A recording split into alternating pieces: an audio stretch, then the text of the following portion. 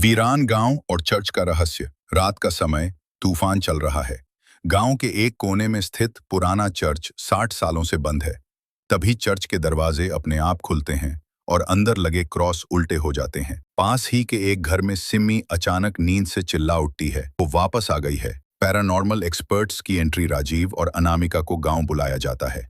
वो चर्च के इतिहास की जांच करते हैं। फादर डोमिनिक उन्हें बताता है 60 साल पहले एक औरत मार्था ने इस चर्च में आत्महत्या की थी। कहते हैं उसने शैतान से सौदा किया था। राजीव को चर्च की दीवारों में खून से लिखे श्लोक मिलते हैं। मैं लौटूंगी जब कोई पवित्र आत्मा इस भूमि पर कदम रखेगी। कब्जा सिम्मी पर। धीरे धीरे आत्मा का असर बढ़ने लगता है। वो कभी अपनी माँ की आवाज में बोलती है, कभी खुद को मार्था कहती है। वो हवा में उठने लगती है, शरीर पर खरोंचें उभरती हैं और वो अजीब सी भाषा में बड़बड़ाने लगती हैं। निका का सामना। एक रात अनामिका को अकेले कमरे में कुछ महसूस होता है। शीशे में उसकी परछाई कुछ अलग दिखाई देती है। परछाई में मार्था की कटी गर्दन और जलती आंखें दिखती हैं। वो चीखती है, ये आत्मा सिर्फ शरीर नहीं, आत्मा को भी निगल रही है। चर्च में तंत्र मंत्र और बलिदान।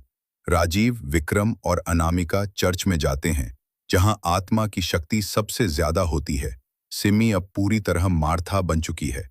फादर डोमिनिक मंत्र पढ़ता है, लेकिन आत्मा उसे हवा में उठाकर दीवार पर दे मारती है। राजीव एक प्राचीन काले लकड़ी का क्रॉस निकालता है जो चर्च की नींव में छुपा था। मार्था की आत्मा, तुम मुझे कभी नहीं रोक सकते। ये भूमि अब मेरी है। अंतिम बलिदान। आत्मा को बांधने के लिए किसी पवित्र आत्मा को बलिदान देना होता है। अनामिका खुद को क्रॉस के पास ले जाकर आत्मा को ललकारती है, आजा, अगर तू हिम्मत वाली है तो मेरी आत्मा ले ले। एक तेज चीख, आग की लपटें, पूरा चर्च हिलने लगता है और फिर सन्नाटा। सिम्मी अब ठीक है। राजीव टूट चुका है क्योंकि अनामिका की आत्मा अब नहीं है। वो लौटते समय चर्च की राख में बैठा होता है।